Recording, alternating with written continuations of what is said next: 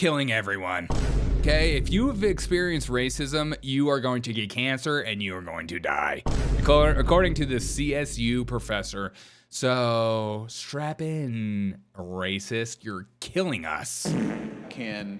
And how basically being in these environments that are oftentimes inherently racist and sexist and dehumanizing, how that has an impact on you. And it immediately made me think of the work of a scholar and a good friend, Dr. William Smith, on racial battle fatigue. And I know that. Raise your hand. Everybody in the chat, raise your hand. Have you experienced racial battle fatigue? Then you may be entitled to compensation. This man has experienced many war-fought frontline experiences on the racial battle. Hallelujah. Hallelujah. Are you feeling fatigued? Do you want to be tapped in? Find the nearest ginger near you to tap you in. We don't have a soul, and we'll help you out. If you're experiencing racial battle fatigue, tap a ginger in. We don't count. We'll help you out.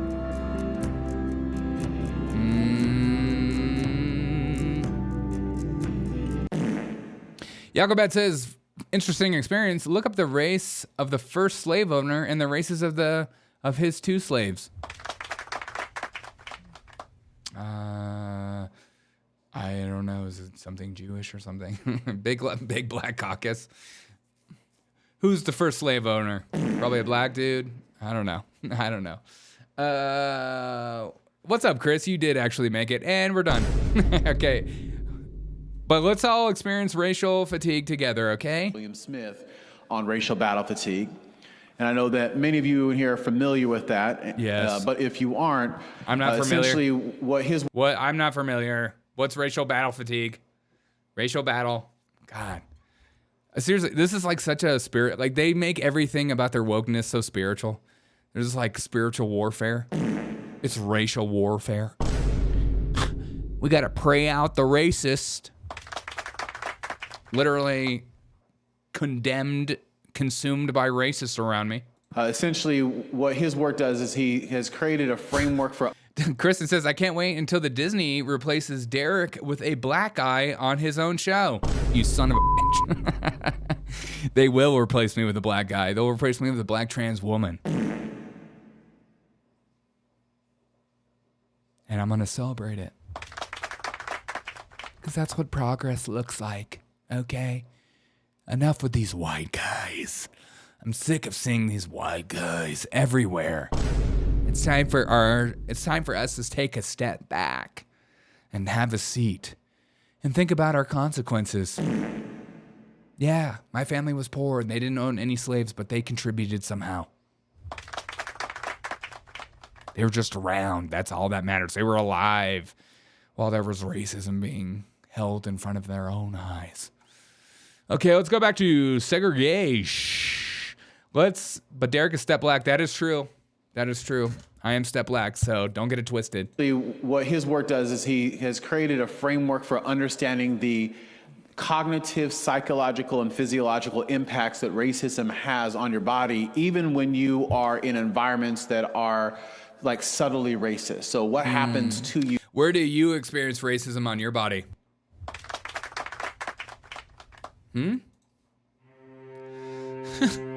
I feel racism in my wiener. Where do you experience? When you're sitting and situated in these environments, either as students or as... Dude, Chris, tell your boss that he's a fucking dick, okay? Don't listen to that, Chris. Leaders or as faculty members or staff members, what happens?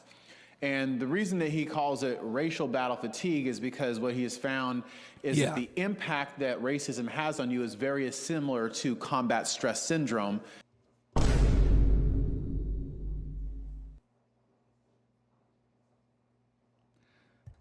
The impact your body feels is the same impact that you experience from racism to freaking being in combat?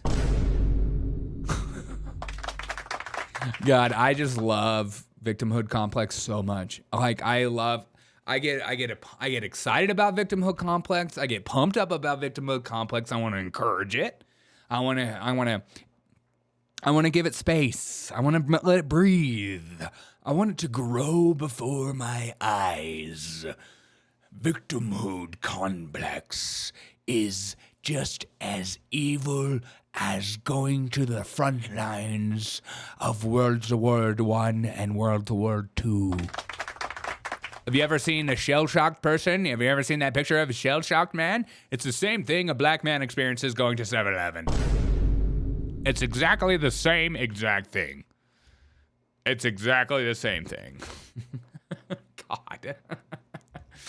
God, I love victimhood complex.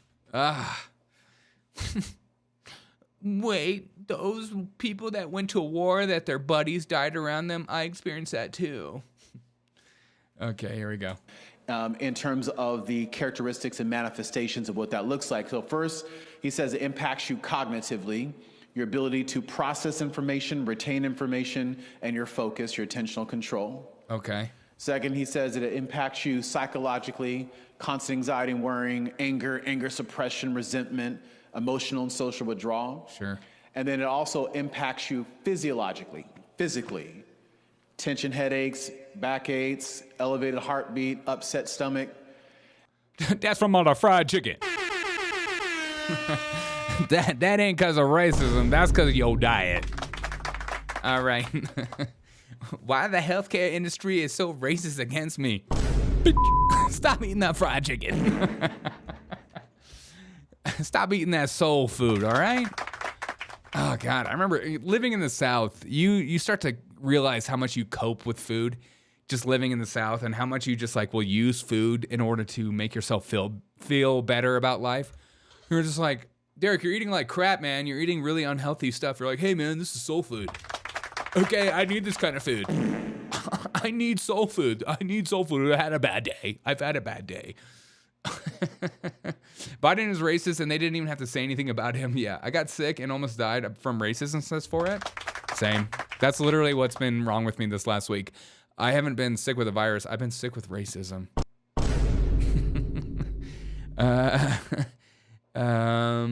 Can I have a little battle fatigue? Sounds a little better than taking effective fire. Yeah, it does. What, Maximilian? Are you a soldier that were you on? Did you go to Afghanistan? He goes to 7-Eleven and then they look at him twice. It's the same thing. You know, I'm sick of all these soldiers going around saying, I have PTSD, you know, when there's like a fireworks that go off or light noises or screams in the movie theaters and stuff like that. I have PTSD. And it's like, this guy has to go places and people will look at him. And then he has to interpret it as purely racism, not because he looks like a total psychopath. Okay? You don't know what that's like. You don't know what it's like being white, middle class, and white. There are more enslaved people today than any point in history. Stop with that propaganda. Yeah, I know. Okay, here we go. Let's keep listening. And so he also then shows that when those conditions are present, that it has an elevated risk of disease and cancer and other negative outcomes. And so I do think that That's right. If you've been experiencing... If you've been experiencing racisms, you are about to get some cancer. My bad. And if you've been dishing out racism, you giving people cancer. Make sure you stop. That cancer is going to kill someone someday, and you are here dishing racist tropes. And that includes microaggressions, like this one I'm doing right now. So stop. All right, I'll stop. So stop. Okay, I'll stop, okay? So make sure you stop.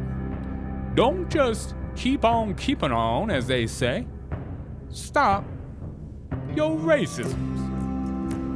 And you too could be helping the community from getting that motherfucking cancer.